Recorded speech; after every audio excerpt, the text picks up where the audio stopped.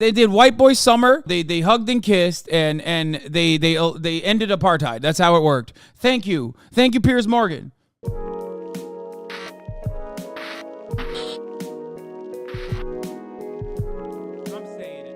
Anyway, let's play this, and then we'll continue. Oh, it was terrible, of course. I mean, we kind of get our news kind of also secondhand because, you know, my wife's family, they live in Gaza. They have cousins and uncles there, and their house also was bombed.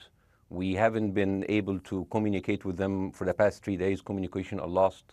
So we don't know actually what is the, how are they doing, but, you know, we're used to that. I mean, it's just like, it's very repetitive. We're used to that. We're used to them being bombed every time and moving from one place to the other. You know, it's just like those Palestinians, they're very dramatic. Israel killing us. But they never die. I mean, they always come back. You know, they're very difficult to kill, very difficult people to kill. I know because I'm married to one. I tried many times, couldn't kill her. I mean, there's a dark humor there, and I understand why. Because oh, it's not dark humor. I try to get to her every time, but she uses our kids as human shields. I can never take her out. Again, I understand the humor, but to be serious, Bassem, about this, tonight there is... I will be serious. Now, I will be serious. I was watching your interview with Ben Shapiro, and I will tell you one thing. Yeah. I think that Ben Shapiro is one of the smartest people who ever walked this earth. He's very, very smart. I follow him, and I believe everything he said. And when he came on your show, his solution was, and I quote, his solution was that the solution for this is for Israel to annex Gaza and to kill as many son of bitches as possible to make sure that this will never happen again. And anyone who called for a ceasefire will be a terrorist sympathizer. So God forbid, I don't want to be labeled as a terrorist sympathizer. So I agree with Ben Shapiro. I think we should kill as many son of bitches as possible. Well, let me, so okay, far, but Bassem, let me... so far, 3,500 people were killed, including 5,000 son of bitches in the bombing of the Baptist hospital as we speak right now. 1/3 of those 3,500 were children. So my question to Ben Shapiro is, how many more son of bitches do we need to kill so Ben Shapiro is happy? Okay, because it changes Bassem, from 1 year. It changes from one. I'm sorry that. Listen. I'm really at a disadvantage here. I'm looking at a camera. I don't see you. I can hear you on my. The ears. reason I'm interrupting So is I think it might be. I think you're conflating different interviews with Ben Shapiro. He didn't use the phrase "sons of bitches" with me. Let me play to you what he actually said on my show. He did. Go back to your interview. No, he didn't. That was another interview. But let me play what he said to me here. Well, frankly, I don't believe in proportionate response to terrorism. I believe that the way that you... Guys, Bassem Youssef is he is the Jon Stewart of Egypt, okay?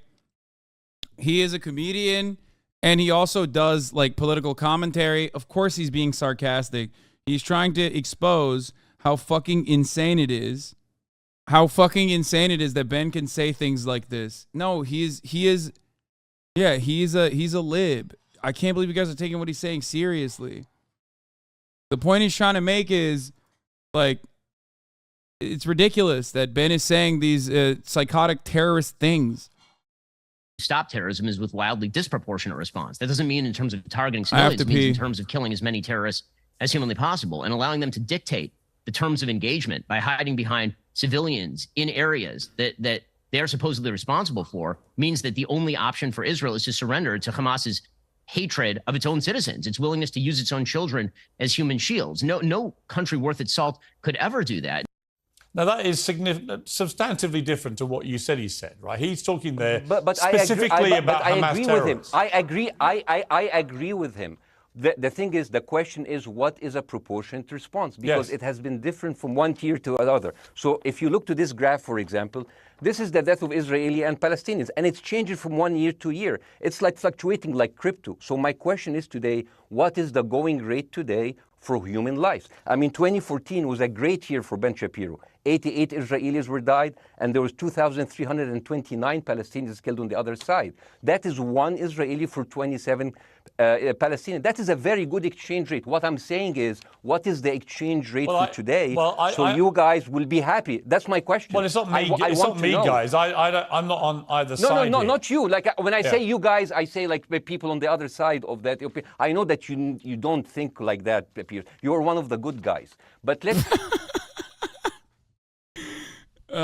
He's just fucking cooking them, dude. Like, you're one of the good guys, I promise.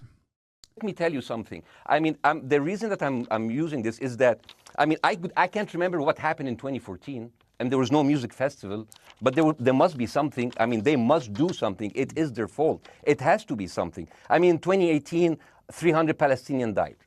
Who's counting, you know? So the thing is, what my question is...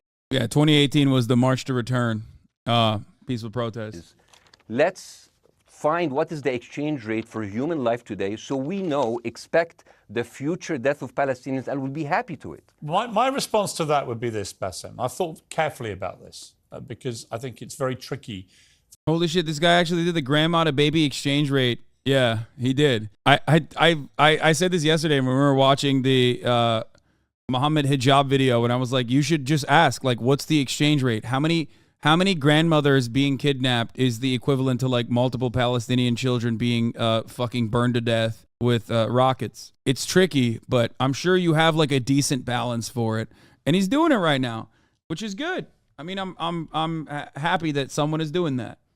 For people like me to immerse ourselves into a conflict. Before people say he's watching you, this man has been a fucking satirist and the Jon Stewart in Egypt for longer than I've been alive. So not longer than I've been alive, but he's definitely been around for much longer than I have.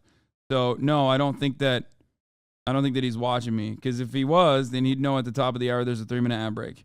And if you no longer want to see those ads, all you need to do is subscribe for $5 or for free with a Twitch Prime by connecting your Amazon Prime account to your Twitch account. Anyway, here's the 3-minute ad break now. And I thought carefully about what I feel about this. I feel that the scale of what Hamas did on October the 7th supersedes anything else I've seen in this conflict, really ever. The savagery, the butchery, the slaughter of 1,300 people, the shooting of babies, the 100%. Kidnapping of grandmothers, and so on. So if we can agree on that, which I think is inarguable, then the question then becomes, again, about proportion. I don't disagree that there's been a lot of bad stuff on both sides going back historically for decades. But if we agree that this was on a different level altogether, quite deliberately by Hamas, designed to provoke... No, here's my question. Let me ask you a question. And the question, because you raised it earlier about proportion. I honestly don't know what the proportionate response is. I honestly don't. I don't. I've been watching the airstrikes this week thinking... So what's your question? Well, I would ask you, if you were Israel, what would you... If I was Israel. If you were Israel and that had happened to you, what would you think would be the appropriate way for the country to respond? I would do exactly like Israel did, kill as many people as possible, since the world is letting me do it. I mean, I can do it because I can, you know. But the thing is, you know what? I agree with you. And you know what? I'm going to be even ahead of you, because I see the question coming. Do you condemn Hamas for the atrocity? Yes, I condemn Hamas. I condemn Hamas. Hamas is the source of all evil. They're a reason for everything. And you know what? Let's, for a minute, imagine a world without Hamas. Right. What will this word look like? Let's give this word a name, and let's name this word the West Bank. Hamas has absolutely no control in the West Bank. And since the beginning of this year, only through August, 37 Palestinian kids were killed. No music festival. Why did you say he's a sub? Why did you... I mean, the world without West Bank is like directly the same commentary that I've said as well. Go back 30 seconds. Oh, he's going to condemn. I honestly don't know what the proportionate response is. I honestly don't. I don't. I've been watching the airstrikes this week thinking... So what's your question? Well, I would ask you, if you were Israel, what would you... If I was Israel. If you were Israel and that had happened to you, what would you think would be the appropriate way for the country to respond? I would do exactly like Israel did, kill as many people as possible, since the world is letting me do it. I mean, I can do it because I can, you know. But the thing is, you know what? I agree with you. And you know what? I'm going to be even ahead of you, because I see the question coming. Do you condemn Hamas for the atrocity? Yes, I condemn Hamas. I condemn Hamas. Hamas is the source of all evil. They're a reason for everything. And you know what? Let's, for a minute, imagine a world without Hamas. Right. What will this word look like? Let's give this word a name, and let's name this word the West Bank. Hamas has absolutely no control in the West Bank, and since the beginning of this year, only through August, 37 Palestinian kids were killed. No music festival, no paragliding, no Hamas. Since the occupation of the West Bank, 7,000 Palestinians were killed. No music festival, no paragliding, no Hamas. I can go on and on and on and on. No, but you don't need to, because in a way you're preaching to the choir. him for saying this. I follow this crisis. Oh, no, you're not preaching. So the thing is, like, well, in the sense that I know that what you're saying has validity, of course. Piers, by the way, Piers, I am at a disadvantage here. I can hear you, I cannot see you. I am in a claustrophobic room, and so please cut me some slack and don't interrupt me and interrupt my points. Sure. So, because this has to be fair. Understand. Because if you want to only hear your opinion, I can just condemn Hamas and go home. I can do that. So, do you want to do that, or do you have a much more nuanced conversation? No, I absolutely want to have a nuanced conversation. I wasn't aware I was interrupting you. I thought I was letting you speak. Amazing. So let's. I mean, I would say I really applaud Israel for doing one thing that no military force in the world does. Because I heard Ben Shapiro and I heard Ron DeSantis, and they said Israel is the only military force in the world that warns civilians before bombing them. I mean, how fucking cute. That is so nice of them. Because with this logic, if Russian troops started warning Ukrainians before bombing their houses, we're cool with Putin, right? I mean, okay, Habibi, you have warned them, go invade. It's fine. You have done your job. I mean, the thing is, and I understand, and I also heard Ben Shapiro talking about Human Shield. So you remember my wife's family, they live in Gaza. So I asked them, I told them, when Israel give you the nice warning, the cute warning, does Hamas force you to stay in your home so you can be bombed and use as Human Shield? You know what, Hasan here, my wife's cousin, he's a loser, you know. He told me, you know, when I asked him, does that happen? He told me, no.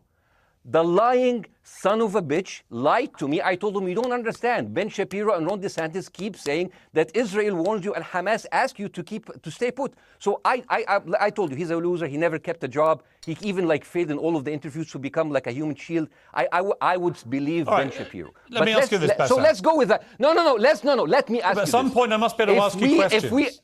It's not a monologue for you, Bassem. If we agree that for the 14,000 casualties, I mean, who's counting, are Human Shield, does that mean that every single one of those civilians was standing, obscuring a military target behind them? Because that's a lot of weapons. I mean, Hamas is packing. No, of course it doesn't. Look, it doesn't.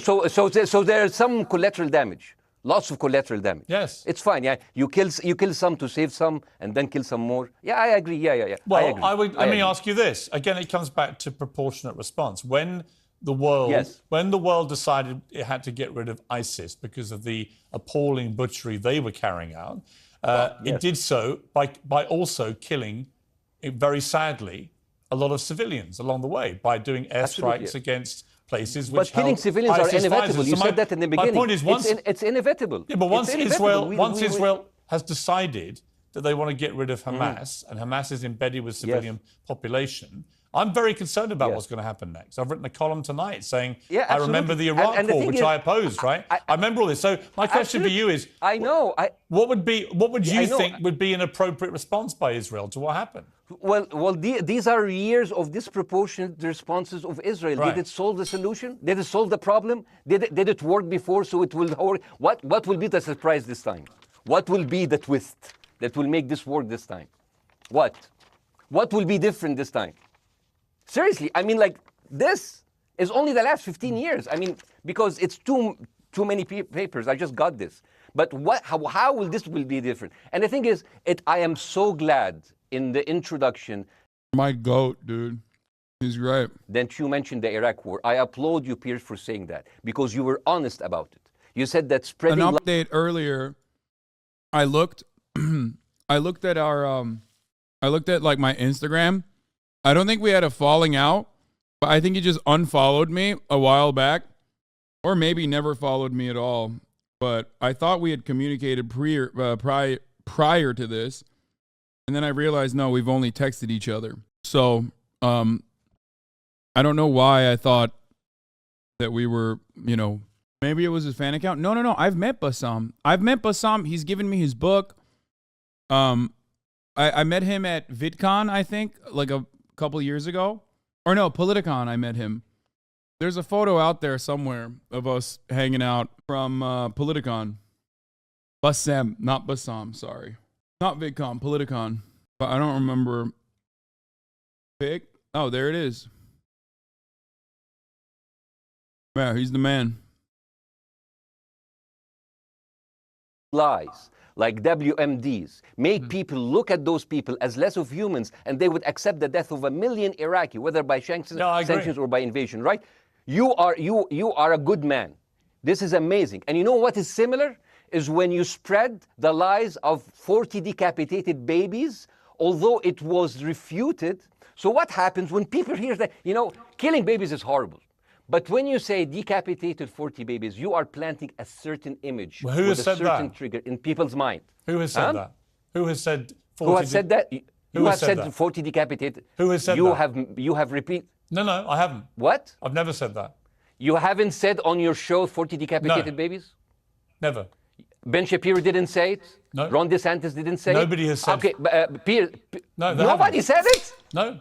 Oh, okay, maybe I am wrong. Decapitated. Here's you're the wrong. thing. I've never said that. The thing, what happened, no, you're wrong. But that's awesome. Yeah, nobody ever said it, guys. It was all, dude. It was all a dream. We dreamt it up. It was just cooked up by I-24 and immediately repeated without any verification whatsoever.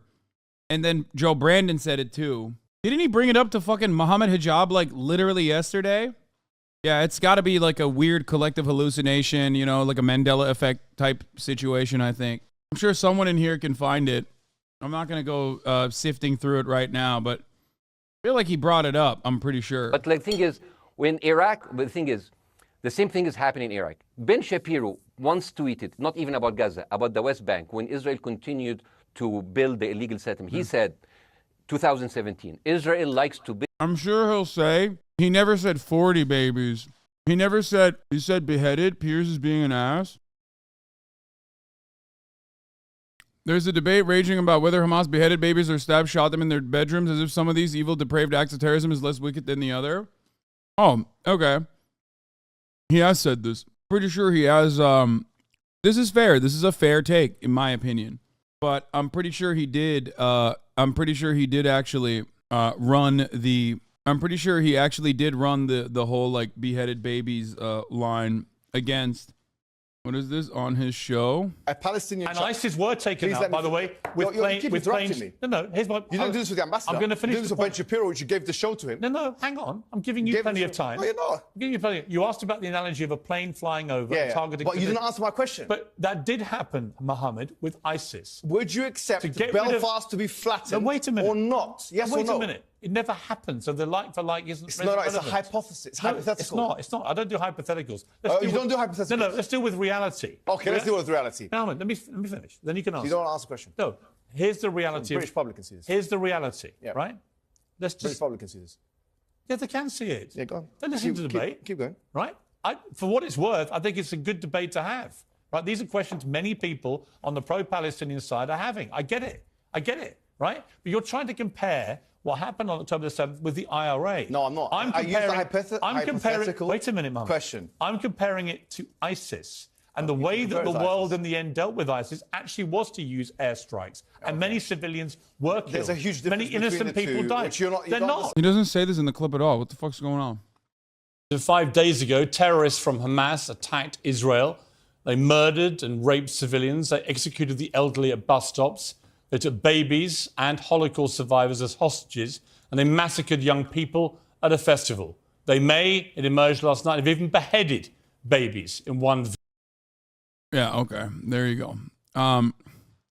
He'll say, I said they may have. Build things, and Arabs, not Palestine, not Hamas, Arabs like to bomb crap and live in open sewage. Yeah, I thought that was very... Yeah. It's, Yeah. He didn't say 40 decapitated babies. There's many different avenues of exit here. You can just do plausible deniability. The Israeli defense minister, he said, those are human animals. And the thing is, Ben Shapiro should know better because, you know, long before the Holocaust, before Jewish people were thrown in the gas chambers, the Nazi propaganda called them rats. Now, as a human being, I will never accept that another human being being thrown into a gas chamber, but a rat, kill 10, kill 1,000, 3,500. They are son of a bitch. They are human animals who live in open sewage and decapitate babies. And because of that propaganda, Mr. Morgan, that guy in Illinois, the 71 years old guy, he killed, stabbing the 6-year-old Palestinian kid in Illinois 26 times. And he used to play with him. They used to be friends. Yeah, that part is so fucked up. I didn't cover this yesterday. The 6-year-old literally did not understand what was going on and ran up to him to hug him. And then the fucking landlord psychopathic freak stabbed him 26 times and killed him. Now, let me tell you something. It's so fucking tragic.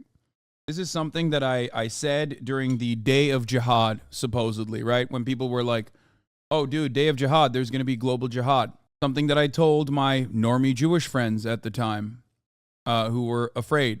In the Western world, but specifically in the United States of America especially, if you are Jewish, your greatest threat of anti-Semitism is not going to come from Muslims. It is going to come from white supremacists. Okay? Just like your greatest threat of Islamophobia and an Islamophobic hate crime is not going to come from Jews. It's going to come from white supremacists. That is a statistical probability. That is I'm telling you what the likelihood is. I'm telling you what the numbers look like. It is fucking so frustrating that there is this endless back and forth when we all fucking know that the real purveyors of said violence, a statistical certainty, sorry. We all know the purveyors of said violence is overwhelmingly white supremacists. Okay? Overwhelmingly. When the worst anti-Semitic act, anti-Semitic hate crime happened on U.S. soil in that synagogue in Pennsylvania, it was not a Muslim man that walked in there with a weapon and killed a bunch of Jews that were praying. It was a Trump supporter who had become so radical that he thought Trump wasn't aggressive enough. Okay? Same thing in Christchurch, New Zealand. The person who walked into those mosques and slaughtered all of those Muslims that were praying, that person was not a Jew. That person was, yet again, a white supremacist. The idea that we face incredible threats as Muslims or Jews from one another is not found in any real evidence. There is no evidence for this. And yet that is the media narrative. Ben Shapiro has been responsible for Islamophobic hate crimes, right? Like the Quebec, the terrorist in Quebec. But that was not because he's Jewish. That was because he was a white supremacist. Okay? His white supremacist commentary had radicalized people. Ben Shapiro does not represent Orthodox Jews in any meaningful capacity. How do I know this? After all, he is a staunch opponent of abortion in the United States of America. This is not a Jewish value. As a matter of fact, it is literally permissible, not only allowed, but encouraged under certain circumstances in the Torah. What a ridiculous thing. Just because he wears a yarmulke does not change the reality that what he is preaching aligns with Judaism. It does not. Different rocket. Oh boy, here we are. More videos coming out of IDF. Raw footage. A rocket aimed at Israel misfired and exploded at 18:59. At the same moment, a hospital was hit in Gaza. Yeah, that's what it is. It was actually just a rocket that exploded in the air that was able to fucking drop a massive bomb on a hospital. Anyway, oh boy, none of this is addressed. The main question I have. Anyway, let's continue with Bassem. Marching into their apartment, stabbing his mother and killing him, shouting, all Muslims could die. Yeah. It took you 80 years to change one word from Jewish to Muslim. And then you transferred your guilt to us and took away our land. Bassem, let me ask you a question. That deal sucks, man. Let me ask you a question. How do we get from where we are now to peace? Well, first of all, you need to change the perception. Nikki Haley, the American presidential candidate, said, we are in Israel in this because it's a fight between good and evil. Now, if you already decided someone is good, he can do no evil. And if you decided someone is evil, it's good to kill them. Killing them is good. You see, and the thing is, it is not like something new. I mean, I look at history and I see, I'm sorry to say that, but Westerners has always dealt like this with indigenous people. You first treated them like savages, you know, Native American, First Nation, Aboriginal. They're savages. Kill all the savages. And then when they're almost extinct, you start feeling sorry for them, you know, like animals. So maybe the solution is that we kill as many Palestinians as possible so the few of them that remains do not bother you. And you keep talking about... He's so right. Dude, if you drop the land back meme in here, land acknowledgement meme in here, it's like Felix has made that joke as well. It's great. He's right. For another 100 years, he'll become a tree hugger. Let me just challenge you on this. And he will campaign for preserving the free Palestinian. You keep talking about Westerners like me. Okay, so let me return the favor, okay? Hamas is dedicated to the complete eradication of Jewish people. I am not the spokesman for Hamas. I'm not saying you are. Why do you keep... I'm not saying you are. I'm not their spokesman. You're talking to me. I fucking hate them. Bassem, fuck Hamas. Hamas. No, are you happy? Because Hamas. You're talking in a generalized way about people in the West who always talk about Arabs as savages. I don't. No. I'm talking about America. I actually led the campaign. I led the media campaign in this country against the Iraq War. Okay, so I don't see... I don't see people in the Middle East as savages. You are one of the good ones. But what I would say is... I'm talking about you. You're great. No, it's not about me being great. It's about, love you. It's about the way Hamas behaved on October the 7th was like savages, like a pack of savages. It was the worst atrocity against Jewish people since the Holocaust. There has to be... Of course. There has to be a response. They should be eradicated. My question for you is, notwithstanding the history, Bassem, what is the proportionate response? But I don't know. But there's no Hamas in the West Bank and they're still dying there. So what's your excuse? I don't have any excuse. Okay, what's your explanation? Sorry. I mean, I have an answer for this. Went down. I have an answer for this. I have an answer for this. Okay? And it's very simple. One, there is a military action that you could take that Israel does not want to take because it doesn't have enough confidence in its own troops. Okay? You could do a fucking targeted strike on areas where you know there are Hamas tunnels. You claim you know every single thing that's going on in Gaza. You could easily do this. You don't want to do this because you are afraid. You're afraid that the IDF is going to die if they go in there. Okay? So it's much easier for you to just keep lobbing missiles from hundreds of feet above the ground over the on top of the clouds, basically, from afar, by hitting a fucking button over and over again instead of actually going down there.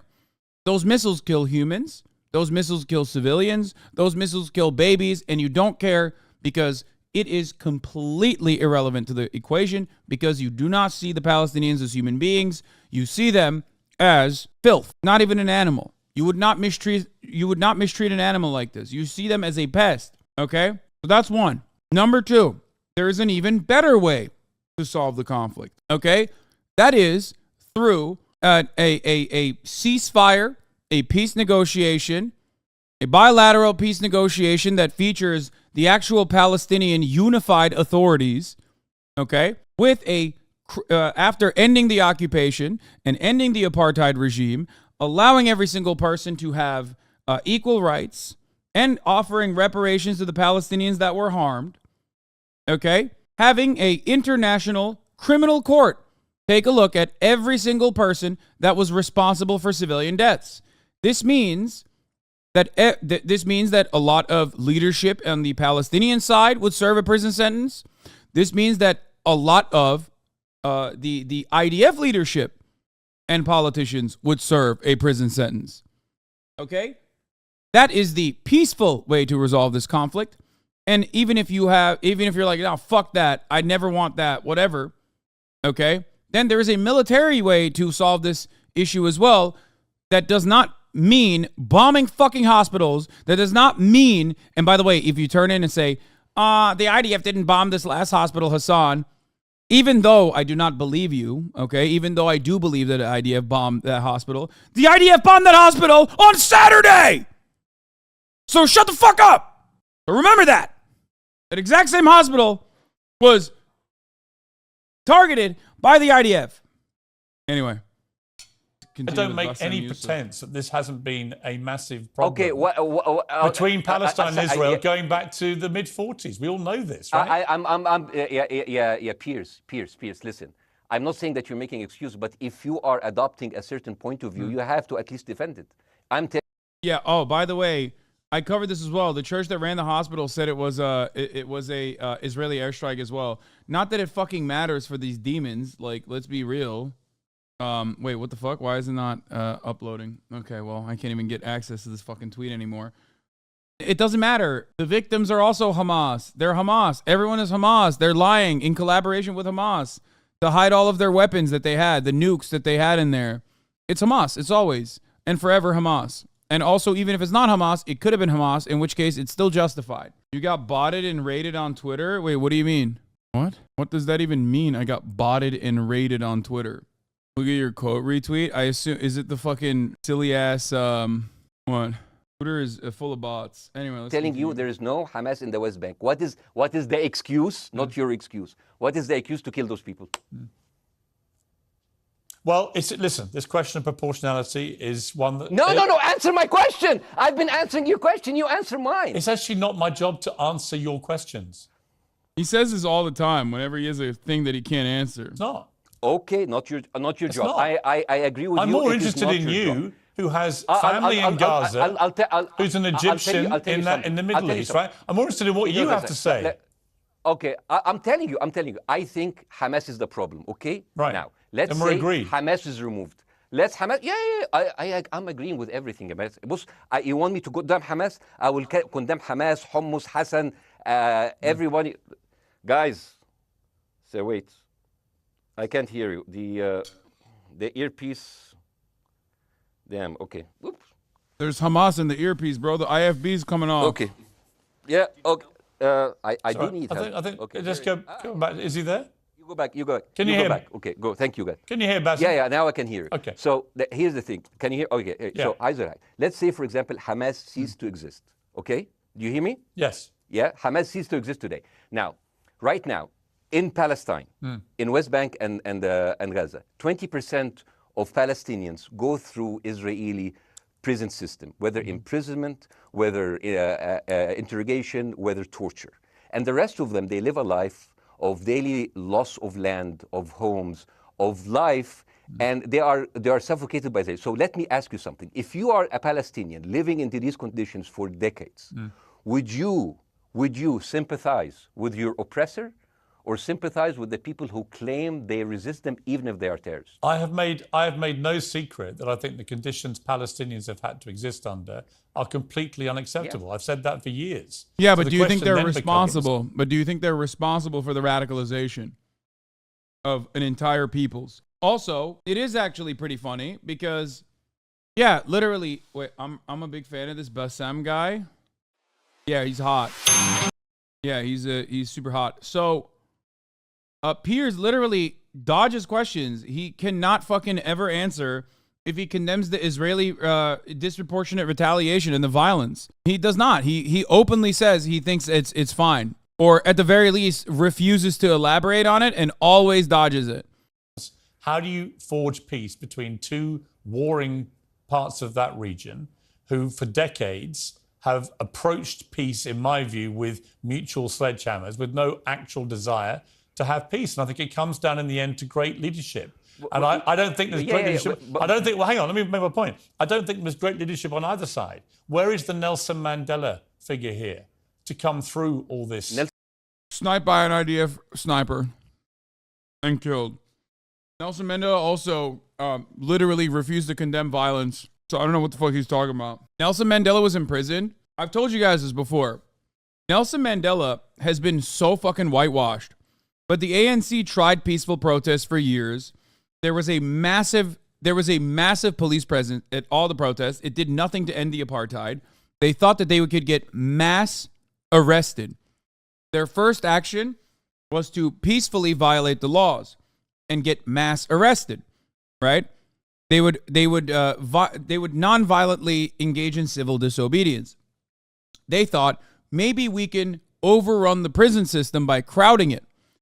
Little did they know that didn't work. The prison system did not explode due to the all of the black people that were resisting apartheid with civil disobedience. Now, after that, they still continuously kept trying to do peaceful protests.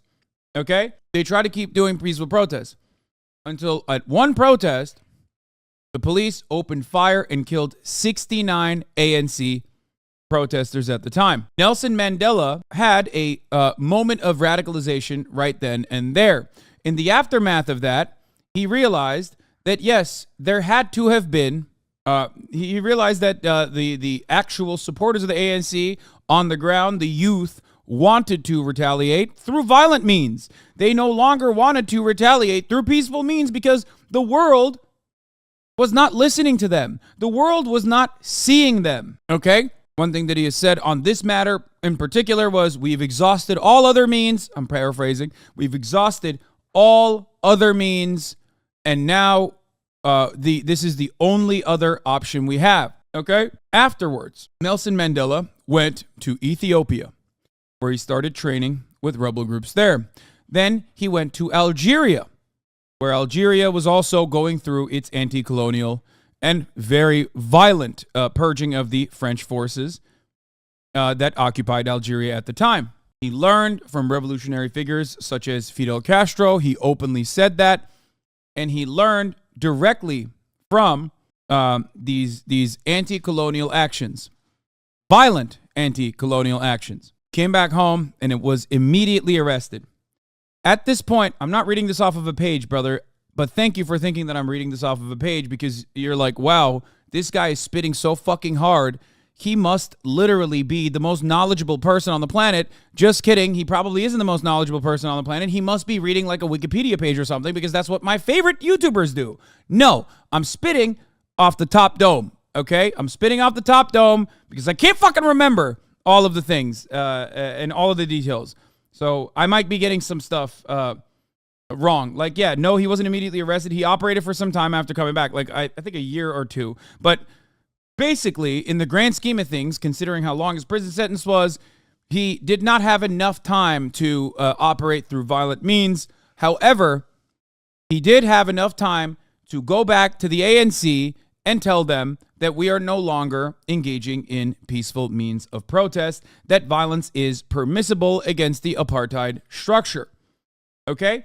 So, once he was arrested, I think the militant group that like spawned off of the ANC or collaborated alongside the ANC was like the Spear, I think. I don't want to get it wrong. Little Bear, what is the name of the Spear? It's the MK, I think, right? Yeah. I don't know yeah, well, okay, don't give me the fucking Spear of the Nation. Thank you. Someone said the actual name, Umkhonto Wesizwe. Umkhonto Wesizwe, also known as MK, but also known as, I think, as the Spirit of the Nation is the group that I was thinking of. Anyway, so throughout that entire time, there were massive, there were a lot of attacks. Okay? There were a lot of attacks against police. There were attacks against civilians. Okay? People were, and these were very violent attacks. This is part of the reason why, and this is the paramilitary wing of the African National Congress, and was founded by Nelson Mandela in the wake of the Sharpeville massacre that I told you, where 69 apartheid protesters were murdered ruthlessly by the South African government. Okay?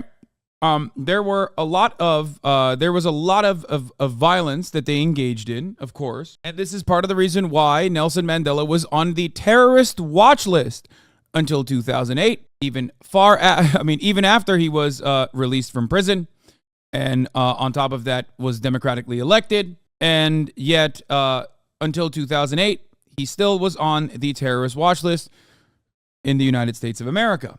Okay? The manifesto referred to by Mandela, adduced by the prosecution in his trial as Exhibit AD, included the statements: "Our men are armed and trained freedom fighters, not terrorists. We are fighting for democracy, majority rule, the right of the Africans to rule Africa. We are fighting for a South Africa in which there will be peace and harmony and equal rights for all people. We are not racialists, as the white oppressors are. The African National Congress has a message of freedom for all who live in our country." Now I'm reading from the page. This is what he said. Okay? Their aim was to act only against hard targets such as power pylons and avoid injury or loss of life. But of course, no matter what happens in the domestic campaign, there still were bombings where there were still people that were injured, civilians that were injured. Church Street bombing in 1983 was detonated in Pretoria near the Air Force headquarters, resulting in 19 deaths and 217 injuries. The Amazim Toti bombing in 1985 in the natal South Coast, 5 civilians were killed and 40 were injured when Umkhonto Sizwe cadre Andrew Sibusiso Zondo detonated an explosive in a rubbish bin at a shopping center. Okay? The Durban beachfront bombing in 1986, a bomb detonated in a bar, killed 3 civilians and injured 69.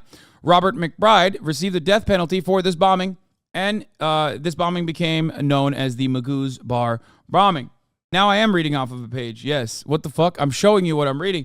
It's impossible for me to remember every single minutia, you fucking dinguses. Clearly, I have to, if I want to give you the most accurate information, even though this is also summarized, I'm going to read at certain points. Okay? Now, what is important here? Well, let me tell you what's important. Okay? Civilian deaths, of course, occurred in the bombing campaigns. There were also other brutal practices. I'm not going to get into it too much because why did I start talking about this? I started talking about this because time and time again, they went back to Nelson Mandela. Time and time again, they went back to Nelson Mandela when he was imprisoned and said, "Nelson, we will release you from prison as long as you condemn violence, as long as you condemn violence and condemn Marxism, condemn socialism, condemn communism, and condemn violence as an emancipatory means." Nelson Mandela said, first by way of his daughter, I believe, and also, or was it a sister? And also personally said, "No, I will not condemn the violence." He said, "And I will not condemn Marxism, I will not condemn communism, I will not condemn socialism, and I will not condemn violence." The reason why I will not condemn it is because of the situation that is presented to me.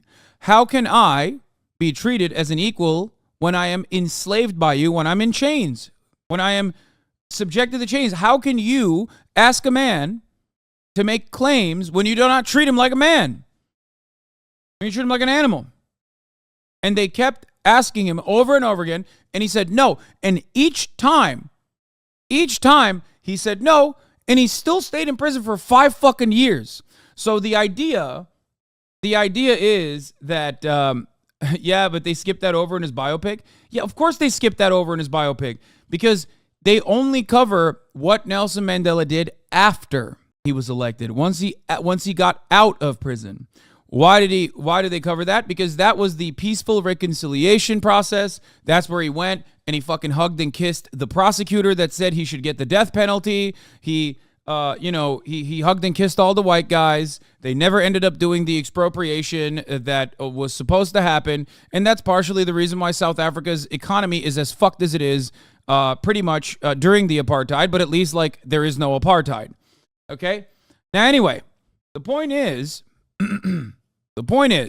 capitalists were like, all right, we'll throw the racism away as long as we can still keep the same class dynamic where 90% of the viable land is still owned by 10% of the population, 10% of the population that happens to be white. So there's a lesson to be learned there. There's a lesson to be learned there. And that lesson is Piers Morgan is a fucking fraud who doesn't know anything about history, and he's just simply using whitewashed revolutionary figures throughout time because he's a fucking dumbass who thinks that Nelson Mandela was like Gandhi. He was like hugging and kissing all the white boys, all the quirked up white boys, and that's why they were like, you know what? Fuck, man. We decided it's actually bad to be racist, man. That's what they did. And then they were like, yeah, nobody said kill the Boers. They did White Boy Summer. They fucking they hugged and kissed and they ended apartheid. That's how it worked. Thank you, Piers Morgan. Where is the fucking Nelson Mandela is a fucking idiotic question when you don't know anything about the history of South African apartheid. Anyway, all right. Nelson Mandela. Yeah, where is that Nelson figure? Nelson Mandela actually have criticized Israel for being a horrible state. All of the South African activists have actually called Israel. My point is yes. about how he. See, you should have just fucking lobbed that bullet back at him. But that is a history lesson for a different time, I guess. Jesus Christ, worst accent ever dropped. Okay, stop. I know my South African needs better. It needs work. I know. Sport boycotts, football, and sanctions had a huge impact on the end of the apartheid. There's no equivalent in Israel. Yes, partially because the BDS campaign that was successful in playing a role in the end of the apartheid alongside the violent emancipatory actions, okay, was shut down. It was shut down. You can't do it. In 36 states, if you want to have a job, there is legislation that says BDS protests and having a job are, not permissible at the same time. If you want to engage in the act of supporting the boycott, divest, and put sanctions on Israel movement, that means you can't have a job. Like in Texas, if you're a public school teacher, you have to sign a fucking, literally sign a form that says you will never boycott or engage in boycotting the state of Israel and companies that work in the state of Israel. Think about that. Now, the other reason why, what was in 2009? The other reason why there is no Nelson Mandela in this equation is because the Palestinians have also tried peacefully to resist and have been killed time and time again. As a matter of fact, the Palestinians didn't even try to resist at all and still got killed in the inception of the Israeli state. Sure, there were riots. There were riots in the 20s leading to the British mandate refusing to allow more Jewish immigration at a time when Jewish immigration was an absolute necessity for understandable reasons because of the anti-Semitism that was popping off, even though, of course, they did not allow Jewish people to seek refuge in America either, but that's besides the point. Pape wrote about this. The people who taught the very first Zionist immigrants how to tend crops were the Palestinian natives. Yes. Anyway, as I was saying, what I was trying to explain is that many of the Palestinians that tried to peacefully resist were killed. Many of the Palestinians that also tried to peacefully negotiate were killed. So the notion that a peaceful consideration has not occurred, a peaceful means of ending the occupation has not occurred, is a stupid one. Anyway, let's continue. How he responded to a country that was so divided is a template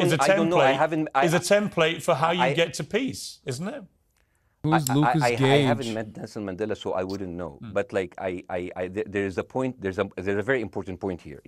I want to understand.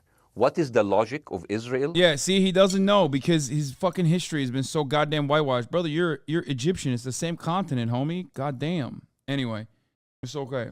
There's more happening. So carpet bombing Gaza. I mean, if there's a logic, if this will make Israel safe, I want to hear the logic. So if they continue bombing, what are they hoping to achieve? Well, I think we know what their stated aim is. Their stated aim is to eradicate and wipe out Hamas. They believe Hamas are living predominantly in northern Gaza. They also are aware they're living amongst civilians. So it's an incredibly difficult thing. As I said in my monologue, it is very, very difficult to see how they do this without massive collateral damage. So if I can understand this correctly, basically Israel is doing this to pressure the Palestinian community in Gaza to turn against Hamas. Is that right? I'm sure that's part of it, yes. That's part of it. So this is exactly what terrorist organizations do, because terrorist organizations will have no chance beating a whole nation in battle. Lucas Gage is a literal neo-Nazi who is Israel because it's majority Jewish. Yeah, I don't know who the fuck that guy is, but I'm not looking at this shit anyway. There's a bunch of people that in the criticisms of Israel have found a new found a new fame, I guess. And a lot of them are charlatans. I refuse to click on their links. I don't know who the fuck that other guy was. But I don't give a shit about who the other guy is. So they terrorize and they kill the civilians in order to spread fear and terror so they can turn against their government to change their policy or to resign. You have just compared Israel with ISIS. No, I haven't. I don't see any comparison between It's Israel going to be the headlines tomorrow. Piers Morgan, Israel is ISIS. Only amongst people who weren't listening. The comparison, which is more apposite, is ISIS and Hamas. They are both nihilistic terror groups intent on killing as many Jewish people and others as they can possibly kill. And you can't get peace with people like that. Absolutely. You know what? I'm going to do something that nobody done on your television. You know what I'm going to do on your episode? I'm going to pretend that I'm an Israeli citizen. I'm going to put myself in the place of an Israeli settler in the kibbutz. And I want to speak to my Prime Minister, Benjamin Netanyahu. Mr. Benjamin Netanyahu, I have voted for you because you have promised us peace and prosperity and security. On the 7th of October, those son of bitches Hamas, they went into the fence that is regularly heavily guarded. Usually if there's like a dove that comes close to it, it will be shot. Those people went in and they went for 6 hours before IDF forces was deployed, killing our friends, our families, kidnapping our grandmothers and babies, and went in. I want to ask you, Mr. Prime Minister, after you have fractured the Israeli community and you have fucked our courts, our Supreme Courts, what are you doing with the money being given to you, to the United States? Also, you are carpet bombing Gaza with absolutely no regard to our hostages, our people. I heard a rumor in the kibbutz that you're doing that you let that happen as an excuse to carpet bomb Gaza, so you push them into Sinai. And I didn't believe it. That's like, not my prime minister. He can never do that. And then I watched an interview for Danny Ayalon. He was your chief advisor. Okay. First of all, no fucking Likud voter would ever say that. Every Likud voter would literally be like, I voted for you. Why are you not carpet bombing Gaza harder, you fucking piece of shit? Do I have to literally take matters in my own hands? I ran the ad incorrectly. I ran a 1-minute ad break, unfortunately, and I ran it at the top of the hour already. Advisor. He was also the Israeli ambassador to the United States. And you know what he said, Mr. Prime Minister? He said that the solution for those Palestinians is to go into a vast land of Sinai and live into tent cities temporarily, temporarily, wink wink, until we build Gaza again, and then we invite you back. يعني عبط احنا بقى. يعني فاهمني؟ We've seen this movie before. So يعني, and when I saw this, I couldn't explain to my fellows in the kibbutz, how come our Israeli government is trading human lives for another piece of land? So as an Israeli citizen, I need to hold my Israeli government accountable. And as an American citizen, I want to know all of these money that we are giving to Israel. We're giving them $4 billion every year. Joe Biden said it's the best investment America ever done. Well, if I am in the place of Joe Biden, I would say, sorry, don't speak. I would say, if I was Joe Biden, I would go down and whisper in the ears of Netanyahu and tell them, I hate bad investment. They haunt me, like Littlefinger in Game of Thrones. But the thing is, this is the problem. Israel always victimizes itself, and I have never seen a victim putting their oppressor under siege and bombing them 24/7. Israel wants you to believe that they are the victim. Dealing with Israel is so difficult. It's like being in a relationship with a narcissistic psychopath. He fucks you up, and then he makes you think it's your fault. All right, you look at Israel as Superman, but they're really Homelander. Wallahi, they are shooting Bassem, fish in a barrel, and they are annoyed with the splashes. Bassem, I want to say two things. One, if you could just slightly manage your language. We are uncensored, but if you keep swearing, I'm very sorry. We have to apologize to viewers who may be offended by that. I apologize. But I understand passion. Bro, that's so funny. Like every night they're doing different types of justifications for endless amounts of genocide. And then they fucking turn around. And literally turn around and say, "Oh, you can't curse. Wait, what do you mean?" Run high, so let's not get too bogged down about the old swear I word. apologize to the viewers. I apologize to the viewers for my language. My second question is this. After the sight of dead civilians. After the break, we have the managing director of the Daily Wire, which is Ben Shapiro's company. We were going to interview him on his own, but he's happy to come on and talk with you directly if you are prepared to stay. Well, of course, I can stay, but again, I am... Fuck this... I am in a disadvantage, and I would like to have my space to respond. Okay, we'll come back after the break. I do. Because wait, who is he bringing? Bibi or Ben, or Shapiro? because here's the thing. There's two things we've got to go to a break. All right. When we come back from the break, it'll be you and Jeremy Boring from the Daily Wire. I have news. We're taking a short break, Bassem. I'll be back. Welcome back to Uncensored. For more on the situation in Israel, I'm joined now by the CEO and co-founder of the Daily Wire, Ben Shapiro's partner, Jeremy Boring. Jeremy. Oh, dude, what the fuck? That sucks. Not Ben. Boring ass motherfucker. Thank you very much indeed for joining me. I'm sorry we demoted you earlier to mere MD. You are the CEO and co-founder. You know Ben Shapiro better than anyone, really. I did a big interview with Ben, obviously, the other night, which went around the world and has sparked a big reaction, including from our guest, Bassem Youssef, who's still with us. First of all, you've been listening to Bassem and what he's been saying. What's your response? Well, first of all, I make it a point not to speak for Ben Shapiro. He's got a 20 IQ points on me and speaks for a living professionally, so he's much better to defend himself. But as his business partner, as his best friend, I do feel like I have to respond to the things that Bassem was just saying. First of all, the question of how many sons of bitches. Oh my God. I hate this. It's so nerdy. It's like Revenge of the Nerds.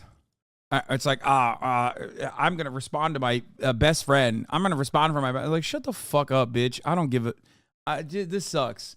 I wish it was Ben Shapiro. Just have to be killed in order to end this conflict. I suppose that the answer is as many of them as it takes. That doesn't mean that I or Ben or any decent person in their right mind is happy with the killing of civilians.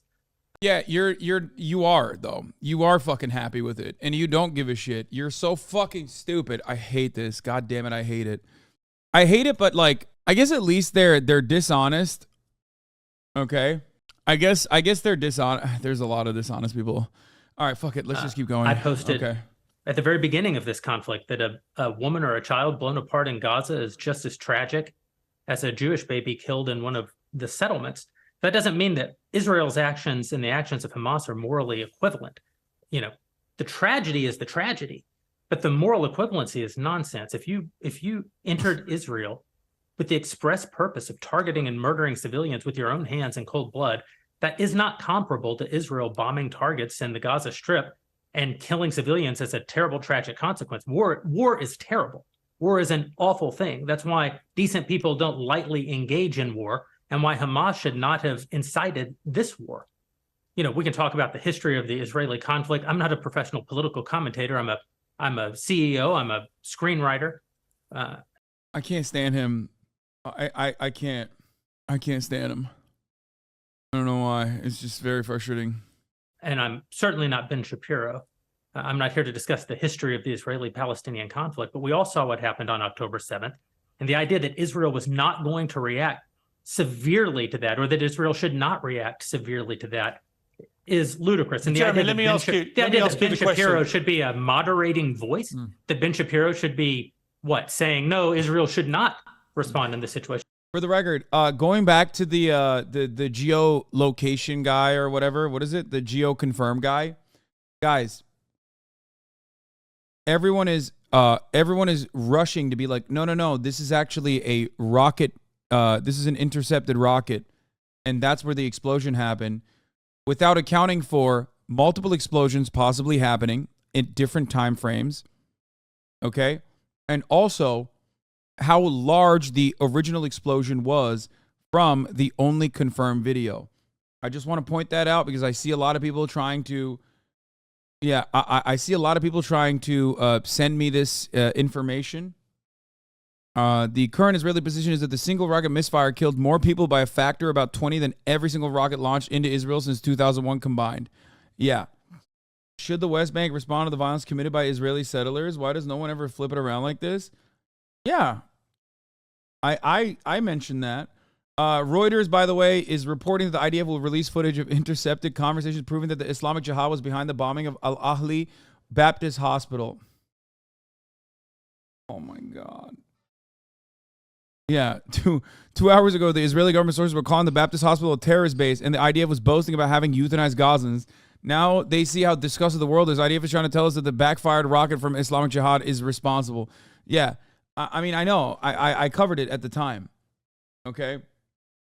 Communities out in full force doing all the anti-Muslim sentiment, blaming everything on Hamas, so that's why you're getting a shit ton of debate lords today. Yeah, not only am I getting a shit ton of debate lords on that front, I think there's another like clip chimped video of me going around or some shit. I don't even know what it's fucking about.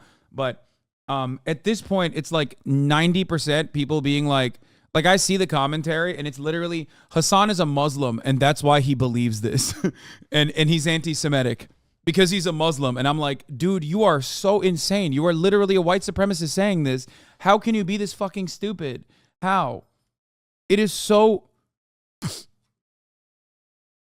fucking insane that I got people who quite literally are like hyping up white supremacist dudes, like white supremacist content creators, coming in here to be like, dude, I can't stand how anti-Semitic and Islamophobic you are. Also, you're a fucking Muslim ape. Like, come on, dude. Hasan, why are you saying this when it's not confirmed 100%? Why is the media saying it's 100% a Hamas rocket that blew up on its own? I told you why I believe that it is IDF. I told you exactly what the proof is that I believe it is IDF. I could still very well be wrong. Is Geo confirmed on Twitter propaganda machine? No. Geo confirmed. What Geo confirmed is not factoring in for some weird reason. Okay? What Geo confirmed is not factoring in is that there could have been multiple bombings, and that does not account for the bombing that is shown. Here's why. Okay, here's why it doesn't account for it. Because you could have literally had a fucking JDAM slam into that hospital while the interception was occurring in the rocket barrage, which is most likely what happened if it is at the same time frame. You can't be wrong, Hasan. You'll never hear the end of it. I don't give a fuck. I'll never hear the end of it. And what? And what? All of those people who call me a fucking monkey and who call me Hamas or Hamasabi are going to say that I'm wrong. All of those exact same people have been literally nonstop microanalyzing my fucking footage of me crying to be like, dude, we got him. He's lying here. These are fake tears. They literally think I am not a human, okay? They think I am the manifestation of evil. They think I'm worse than Nick fucking Fuentes, a literal Nazi. What can I do in that situation? They say I'm wrong when I'm right all the fucking time. It doesn't matter. They ask, do you condemn Hamas? Do you condemn Hamas? I have condemned Hamas more than 1,000 fucking times, okay? More than 1,000 times. They say, look at him. He secretly actually loves Hamas. When he says he's condemning Hamas, he's actually doing it, but like, I know, I can tell. I can tell the mind of the the Muslimic ape is a conniving one. I can tell he sneakily loves Hamas. He loves it. It's fucking ridiculous. That's all. Dude. There are fucking communities out there that have only given a shit about what I have said. Way more than like the Israelis that died. Significantly more than the Palestinians that died. Obviously, they don't give a shit about that part. But like, they care more about what I've said so they can fucking twist and distort what I'm saying into something I've not said. At a certain point, you have to fucking pull yourself out of that situation. Okay? You have to pull yourself out of that situation to be like, what the fuck am I doing? And you know you're in here right now. You know many of you are in here right now. It is so obsessive. It's not good for you, dude. I promise you I'm not as fucking evil as you think I am. Holy shit. You have almost raised $1 million for an amazing cause. Thank you for doing this. You're so strong to be able to stand up for what's right like this. Yeah, there's motherfuckers that sit in my Discord server all day, which has 100,000 people in it, right? There's 100,000 people in it. They sit in the Discord server all fucking day and they try to find someone saying something fucking unhinged so they can clip it and fucking send it to like Ethan to be like, see, this is Hasan's community. It's so nutty, dude. That is not healthy for you. I promise. They screen recorded the conversation. They screen recorded my Discord literally simultaneously while Ethan and I were having a conversation. It's so crazy. Like, how do you do that? That is cyber. That's a cyber sickness at that point. That's psycho shit. It's so psychotic. It feels surreal. You know what I mean when I describe it. Anyway, I don't think I'll be able to ever convince some of these people that I am not the fucking lolcow that they think I am, or the evil person that they think I am. But I do think that ultimately you should probably maybe take a step away from that. Okay? Specifically for your own good. All right? And ultimately it doesn't matter. I will continue this coverage, and this community is fucking awesome. I literally saw a Reddit post that was like, hey, maybe in the spirit of fairness, we should mention when Hasan does good. And it's so many comments insisting that they don't care. No, there's the only political perspective that a lot of people have in certain communities is that just I'm bad. I'm a bad person. I'm an evil person. I'm a manifestation of all things evil. I'm a secret tanky. I'm an open tanky. So enough about these people. They will never go away. I hope that they do for their own sake, because it's not good for you to have that kind of, to have that level of like animosity towards someone you've never met, that is someone you will never see charitably. But also, regardless of all of that, regardless of all the psychotic stuff that's going on in the background, listen, this community is awesome.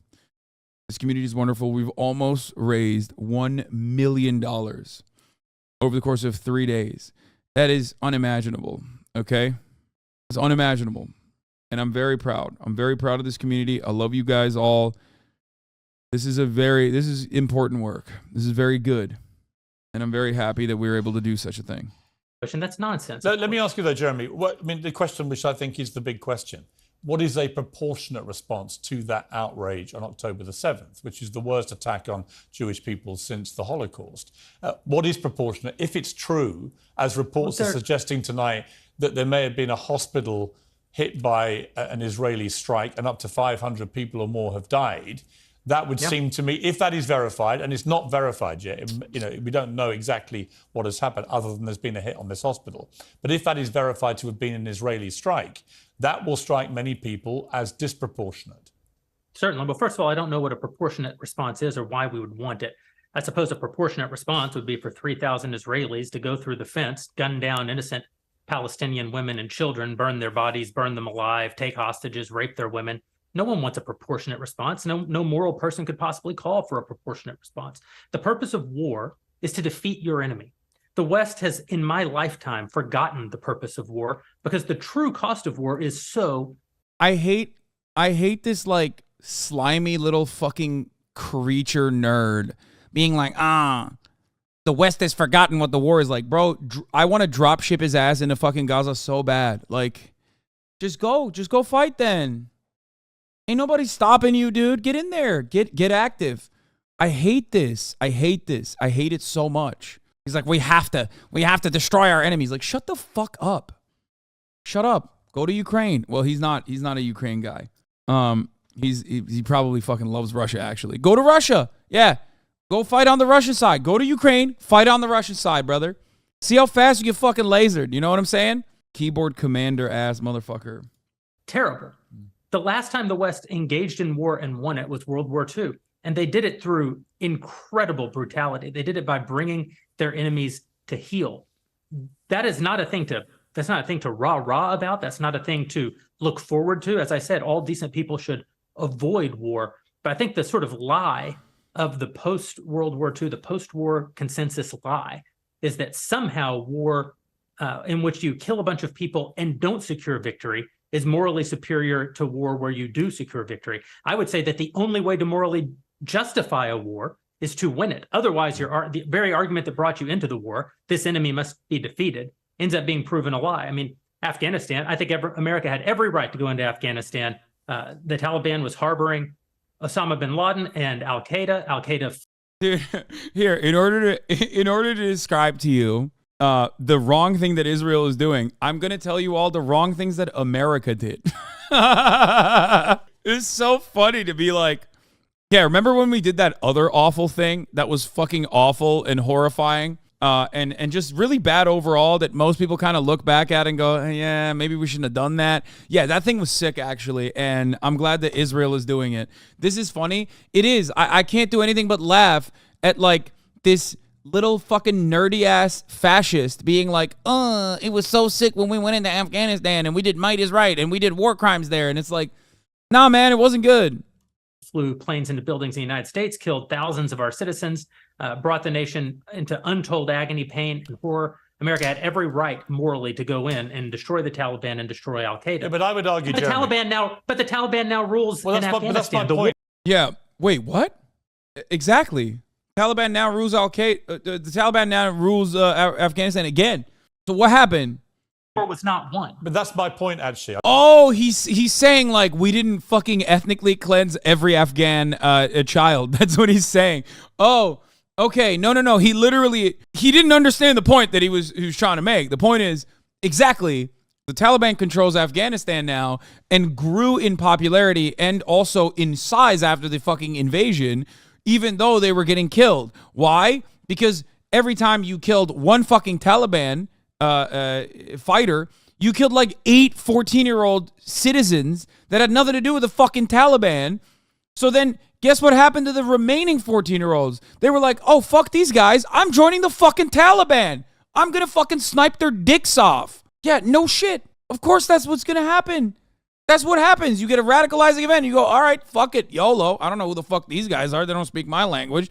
They're in like all this gear and shit. At least these other guys, like the non-pedophile ones, I'm on board with. You know what I mean? The pedophile ones are working with the American military brigades. The trying to get me to be a chaiwala at the fucking base so they can, do statutory rape. All things that were documented by the American military, by the way. Anyway, I think this bombing is what they were talking about yesterday for 8 hours. No, this is this is new. This just happened, and that's why they're bringing up the hospital bombing at the end of this. I've done a column about this tonight for The Sun here in the UK. Wait, what? What are you talking about? Holy moly! What am I talking about? What am I talking about? In Afghanistan, the Afghan forces that the American security forces were supposed to be fucking training had a big pedophilia problem. Okay, that's right, it did. And then some of those forces that we trained would then turn around and buddy fuck the American soldiers that were training them. They would turn around, take the American weapons, and fucking kill the American soldiers. It happened so goddamn frequently. It's almost like it was a hospital full of terrorists. Yeah, no, totally. I hope you're being sarcastic, right? Yeah.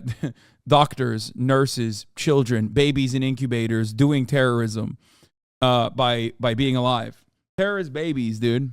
I think this person has to be joking. No one is like this fucking stupid. There's no shot. McCarthy gone, communism won. Does this mean Hunter is guilty? I feel like a lot of people who fancy themselves to be like, woke or whatever, just like turn on the fucking fascism dial so fast. There's no shot this guy fucking legitimately believes that. Please think about it a little bit. Please comment on the Israeli dude wearing a key. I don't think he's Israeli. I don't know why he's wearing the key. Maybe to like taunt Palestinians or something. Maybe, but I think it's just, is he even Jewish? I don't know. I don't know why he's wearing a key. Maybe he likes doing coke.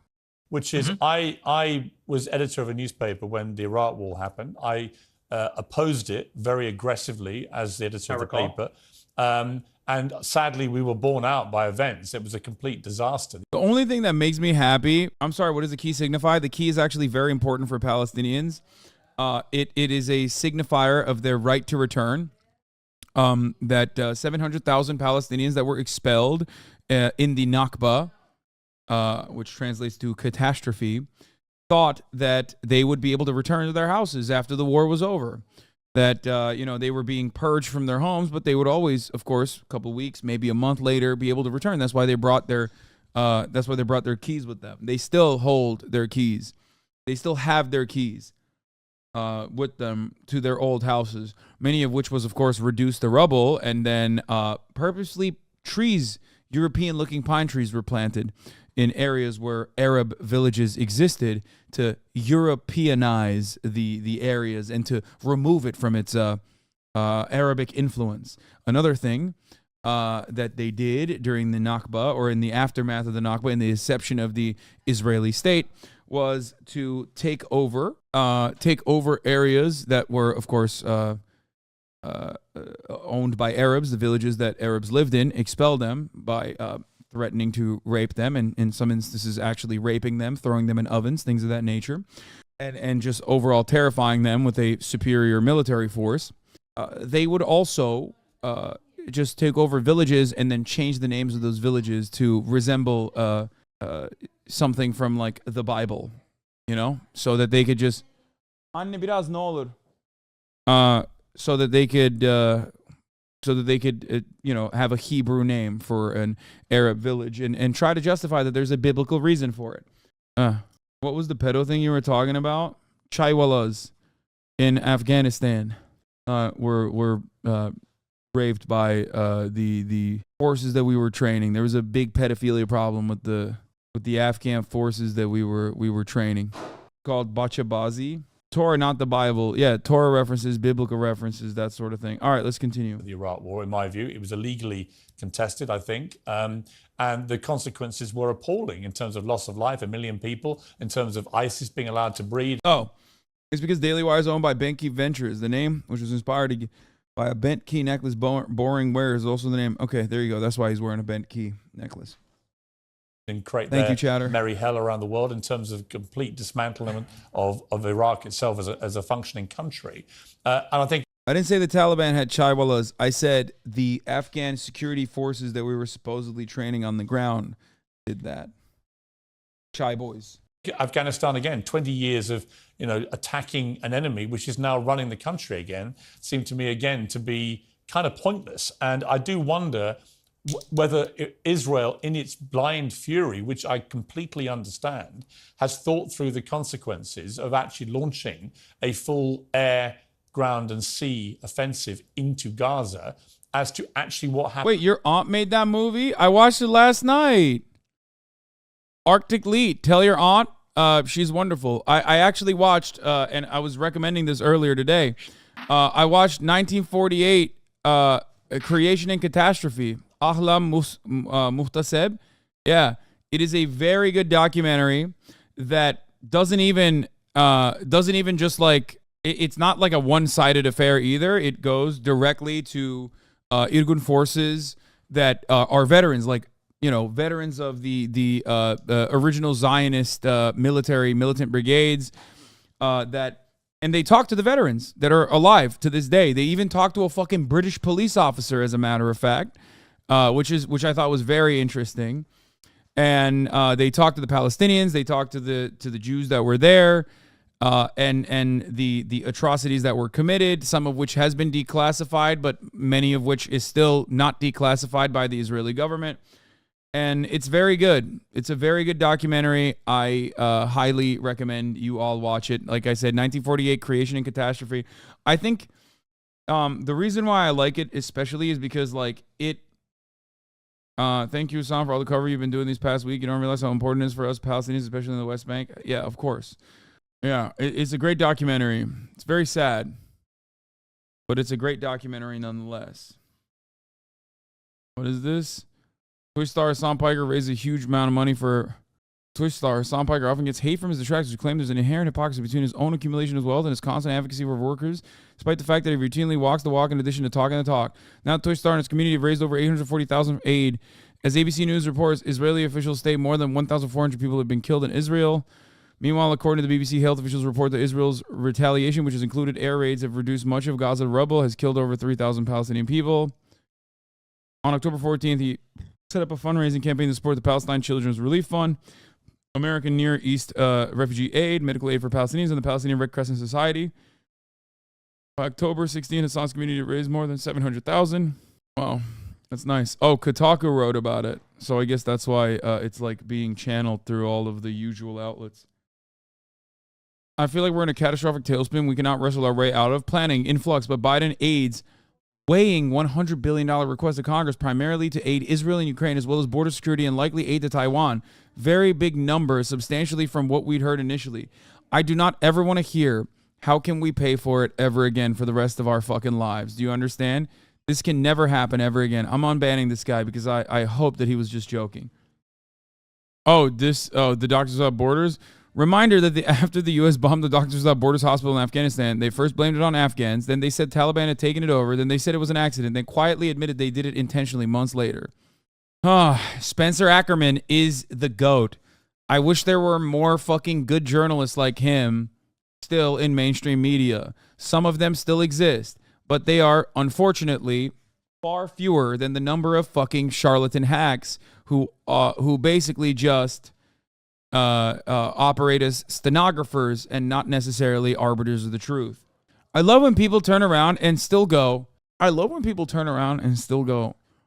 after looking at this exact story, which is identical to the same story that has been told by Israel time and time again, and the victims are Muslims again, and you go, so why is it that America supports Israel unconditionally?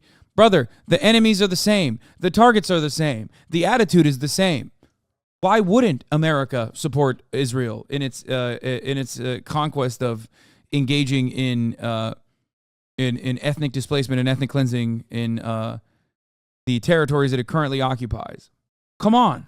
The USA would do the same, if not worse. The USA has done the same and worse. Yeah, statement from Joe Brandon is this. Statement from the president. I'm outraged, deeply saddened by the explosion at the Al Ahli Arab Hospital in Gaza. An explosion. And the terrible loss of life that resulted. Immediately upon hearing this news, I spoke with King Abdullah II of Jordan, the Prime Minister Netanyahu of Israel, and have directed my national security team to continue gathering information about what exactly happened. The United States stands unequivocally for the protection of civilian life during conflict, and we mourn the patients, medical staff, and other innocents killed or wounded in this tragedy. How is there not a second fucking perspective on this?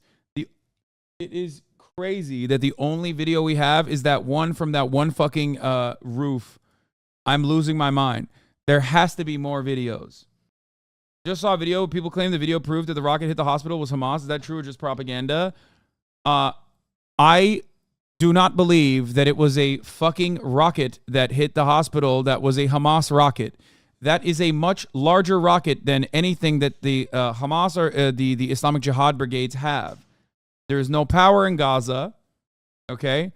There is no power in Gaza, which is deliberate, which is by design, so that, the Israeli forces can control the narrative pretty aggressively. And even then, some doctored video and audio is going to come out. The prime minister is going to come on and make a video claiming it's undeniable proof that the IDF would never strike civilians because it's not the rules of war. The IDF controls all forms of media coming in and out. There's no electricity and internet inside of Gaza, except for the fact that, one video did get out. And that video very clearly shows that it is a giant missile. It is not a rocket, but it is a giant missile. But you can tell by the number of dead. Yeah, it was a rocket. It was a piece of the Hamas rocket. You see it blow up in the sky and pieces scatter. Brother, please, I urge you to exercise a little bit of critical thinking. A rocket that was intercepted is not capable of doing that damage that you saw. Fucking, oh my God. Why? Why are you so quick? No, that video is not debunked. The video that they're showing, there were some videos that were debunked that Israel themselves posted and then deleted. But the potential that it also hit ammo, that is not what it looks like when it hits ammunition. Okay? Ammo hidden at the hospital? That is insane. That's not how that works. A piece of artillery, like a fucking a shell off of a fucking bomb that was intercepted, falls directly into ammunition that is just hanging out at the side of the fucking garage, at the side of the hospital, that blows up with one explosion and not multiple. That's crazy. Exercise a little bit of fucking critical thinking. God damn it. I mean, there are plenty of fucking people. I don't care about this. Look, there are plenty of smart people who looked at the death and the destruction that Hamas rocket could have potentially caused and realized it can't be a fucking Hamas rocket that was misfired, because there has never been a Hamas rocket that has been able to kill 500 people.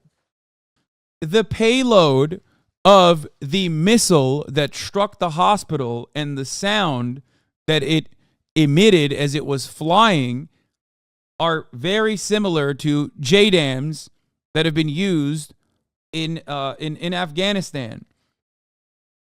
The payload is far greater. Signs it is an airstrike. Size of the explosion. AV evidence corresponding with JDAM strike signature. Israel saying the hospitals were fair game. Previous Israeli attacks on this building. Almost all governments blaming Israel. Signs it was a Hamas rocket. Israel says so. Well, now, and also fucking OSINT Andes as well. Guys, it is fucking ridiculous, okay? Israel already bombed that exact hospital. Israel sent a fucking missile to that hospital on Saturday. What the fuck are we talking about? That's 100% a JDAM or a MK84 with a JDAM kit. Just look at the video on the ones used in Afghanistan by U.S. Air Forces. There's videos on YouTube. I did. I literally showed what a JDAM in Afghanistan sounded like and looked like and what the damage looked like versus the rocket that they fucking lobbed into, the missile that they lobbed into the fucking hospital. The idea that like, oh God, I do not know how they're going to spin it. I don't know. I mean, Israel has lied time and time again. They have lied time and time again. They've also very openly said that they are interested in hitting the hospitals. I don't know why people just forget that part. Happens at the end of that. Well, I suppose Israel wasn't really given the opportunity to fully contemplate what the consequences of that action might be, because Israel didn't instigate this war. This war was instigated by a... Cap, that's insane, dude. That's insane. Again, this is so fucking stupid. You're a stupid person for saying that. It's so frustrating. Horrible terror.